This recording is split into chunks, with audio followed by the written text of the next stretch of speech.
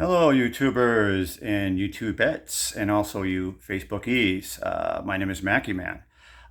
You're in my kitchen right now, and I'm going to show you a small version of what I'm doing tonight for 52 women at a shelter.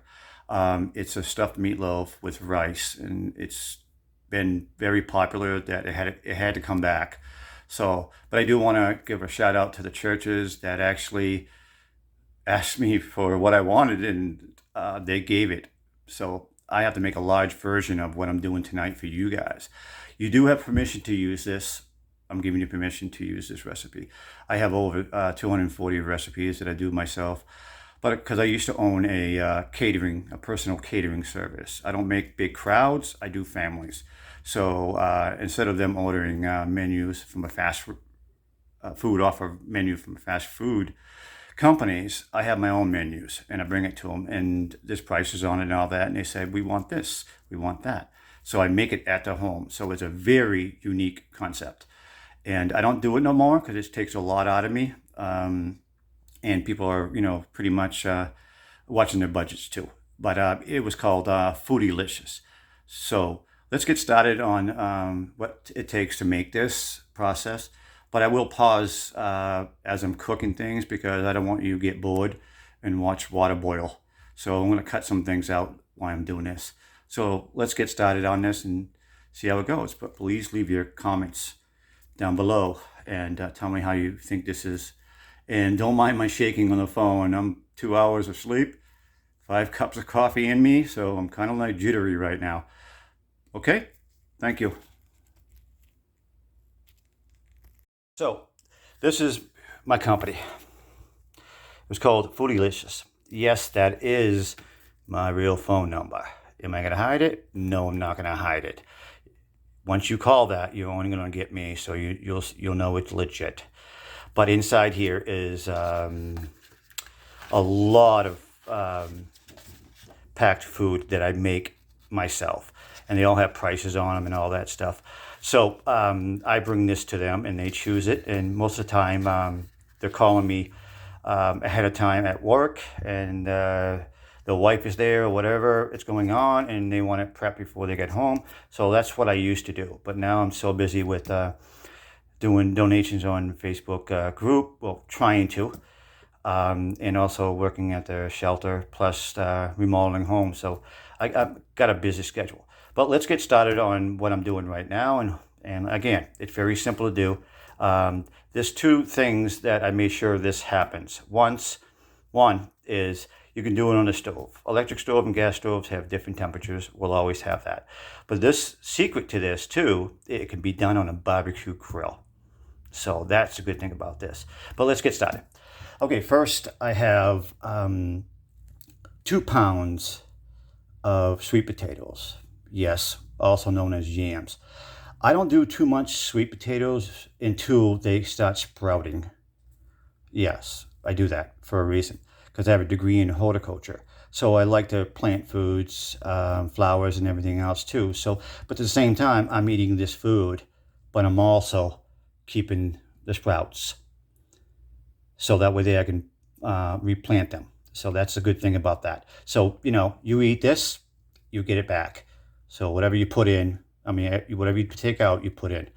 So what goes on this is the simple thing of my cream cheese and brown sugar mix that goes on that. It's very delicious. So that's part of one of the side dishes for that as a vegetable. Then I have 4 pounds of 90% lean hamburger. Why 90? Well, as a cook for over 20 years, you learn to, bad things happen when you're using 75 to 80, and you know that when somebody wants a 3/4 pound hamburger and it shrinks down to a half or a quarter, it's because it's less lean. So go with 90. It stays in place and it's more flavorful and juices. Okay, what goes in this is quite a bit of ingredients. So this is how it is. I have a combination of my garlic seasoned, buttered flavored croutons. I crush it up and I use a sandwich bag to do that because it doesn't cause so much mess whatsoever. But then, of course, you get your 2 eggs. The reason why I chose these two, it's a secret cook use all the time. It keeps the hamburger in place firmer. So it's kind of like a food glue. So this is the combination that you need if you want a great hamburger, a meatloaf that won't fall apart when you cut it. So this is it. Okay, what gets mixed with this meatloaf is a half an ounce of chopped onions, not too much, 3 tablespoons of butter. That right there is 2 tablespoons of hot sauce, 2 tablespoons of ketchup, and 2 tablespoons of soy.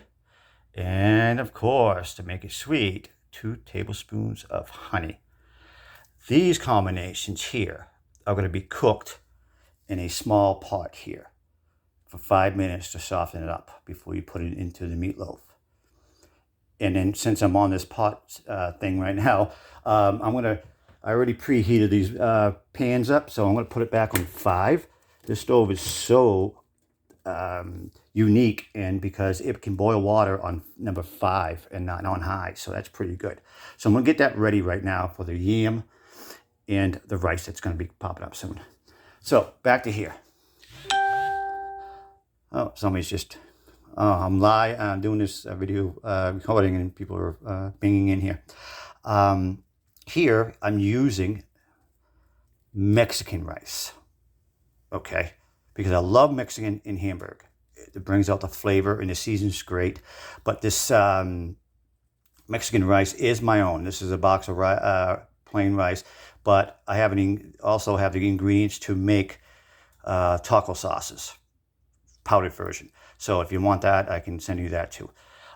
You're going to use 2 tablespoons of butter,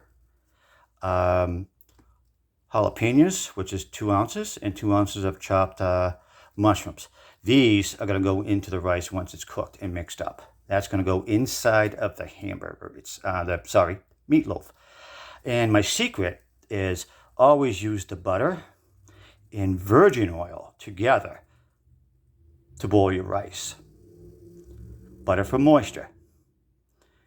Virgin oil to keep your rice separated. You don't want it clumping up. So that is the secret to that. Now, cooking this is very simple. You can get another label off instant rice in a package. But mine's basically the same thing. You wait for the water to boil, and then when it does, you put it on simmer and let it sit for 7 minutes. That's it. Keep it covered. That's it. It's basically the same as what goes on in other packages deals. So what I'm going to do now is I'm going to pause this, and I'm going to get everything ready. You can see on number 5, this is going to stop boiling on number 5. I like it low like that because if I'm doing something else and I turn my back, I'm not worried about anything to do with pasta or rice that forms foam. And the secret to that is always use salt. But it can overflow, so you want to keep it on 5. It actually works very well doing this. And again, like I said, this is going to be for the rice, and this is going to be for the sweet potatoes, or yam, you want to call it that. Okay, so I'm going to pause this. Let me get a lot of this started, and I'll restart back up. Well, I'm back. Anybody miss me? Anyways, I got the sauce mix ready with the honey and hot sauce and all the ingredients. That's going to go into, like I said, the hamburger here. At the same time, I'm going to do a lot of things going at once, because in a restaurant business, you got to do 5 things at once to make sure everybody gets what it is, but you want everything done exactly at the same time. So in the meantime, this is on low setting right now. It's just going to sit there and swell up, and the rice will be ready for that, so we can add our mushrooms and our jalapenos. Right now you can see the sweet potatoes boiling, and I usually do it for like 20 minutes, so they're nice and tender. I don't want it squishy soft, so I still use the word dente. So you want it to have a little bit of firm to it, you know. And then in the meantime, one thing I forgot to mention to you, like I said, it's doing my first video on here. I made one mistake. I forgot to tell you about the cheese. I use 4 slices of cheddar cheese that goes in inside the meatloaf itself. not on top. All of it goes inside. So when you when you cut into that meatloaf, cheese is just going to be bursting. But it also holds all the rice mixture together so it doesn't fall apart. So I did forget about that, and I apologize for that. So in the meantime, what's happening now is while the food over here is doing its thing, see what I'm saying about when it does overboil like that? So take the cover off if it starts foaming, because your head's going to be turned the other way, so you don't want it to cause a fire, especially electric stove. Anyways, okay, so you're going to be adding your 2 eggs. And you're just going to move it around like that. Then you're going to add your breadcrumbs. The reason why I'm doing the sauce last is because it needs to cool down. Because I don't want to burn my hands when I get in there and start mixing it around and playing with it. To me, it's like being a little boy, playing in mud. Oh, hamburger reminds me of that when you want to just play with it. Okay, but it's been cooled down in this. So we're going to, look at that, man. That's got honey, hot sauce, all the ingredients needed to make this happen. And it's the good thing about when it gets mixed with the hamburger, every piece of that hamburger, it's going to have flavor. So that's because most meatloafs, they put ketchup on top of the meatloaf and all that stuff. Yeah, great for the top, but what's happening in the middle? Not really much. So this is what's going to cause it to happen in the middle. So plus it helps dissolve the croutons down. So always remember, waste not, want not. At the same time is do 2 things at once. Get the food ready, get it prepped, but also clean up your mess. If everything's cooking and it's taking a long time to do so, clean up your mess. Put it in the dishes. Start cleaning the dishes. So you get 2 things done. When you're done feeding your family or friends, nobody wants to do dishes. So if you can get it done ahead of time, there's only going to be a few dishes left to take care of. Then you can relax on your fat belly that just got full. Okay, I'm going to start mixing this up right now. So I will continue. I'll pause this and I'll start back up again and let you know when everything else is ready. Okay, thank you. Hello, folks. I am back. What I got done right now is, you can see, I got the rice all done. And when I say about the oil, you can see it just fall apart.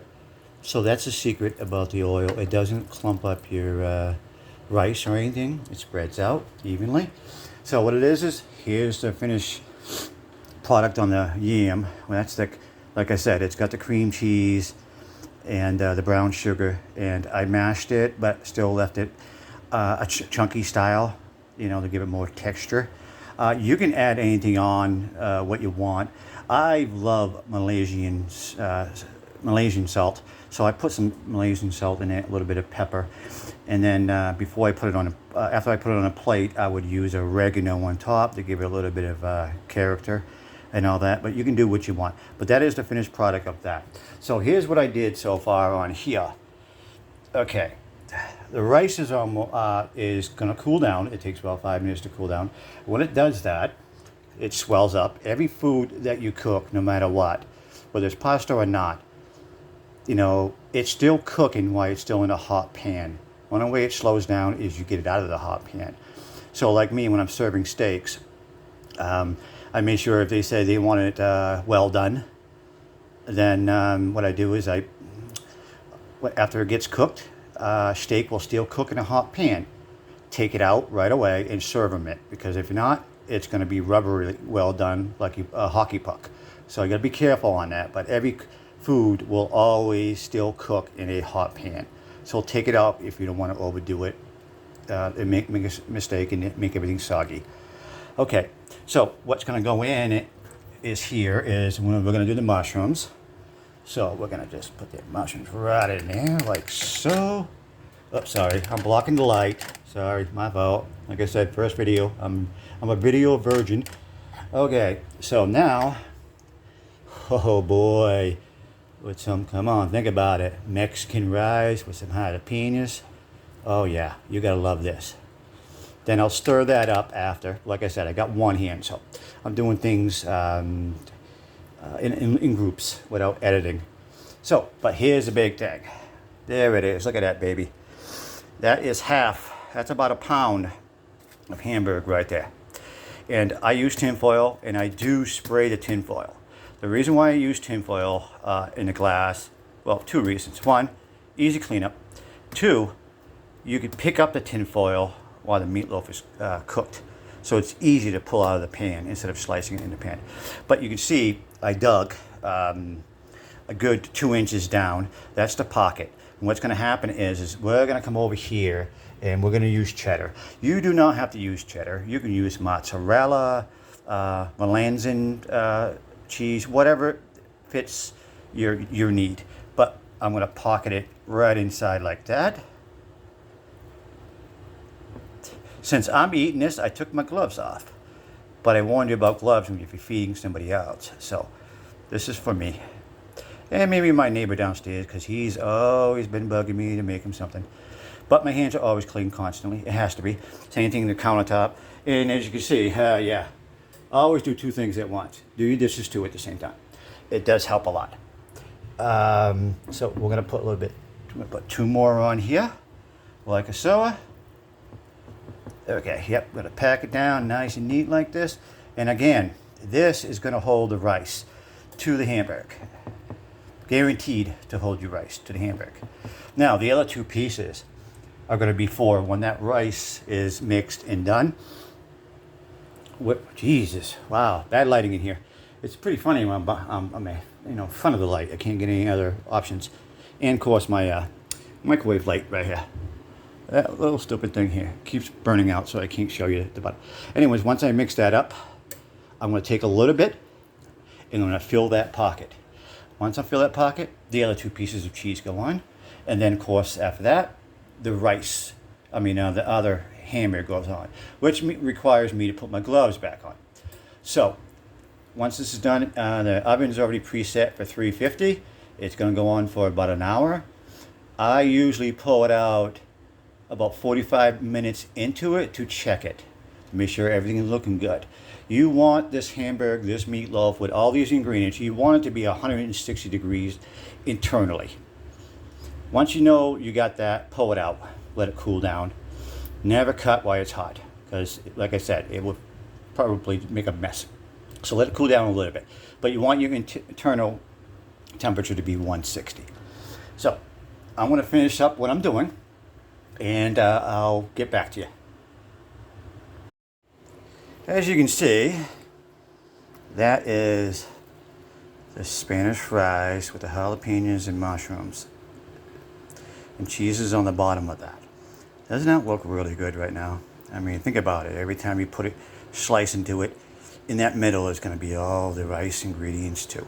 So I like doing this way. I do not like to use the ketchup on top. I think it's bull crap, because you're really not getting all the flavor. If some soaks into the meatloaf, it's going to be about a ½ inch into it. The rest of it, it's bland because there's nothing else in it except for the flavors that come with like croutons or anything else that you put into it, and an egg flavor. But that's about it. So this way is so tasty. So now, you see how much rice I got left. Okay. Now, the reason why I have leftover rice, because this is going to go on the bottom of the plate. And on top of that, slices of meatloaf will go on top of that rice. So never waste the food. Try not to make any leftovers as much as possible.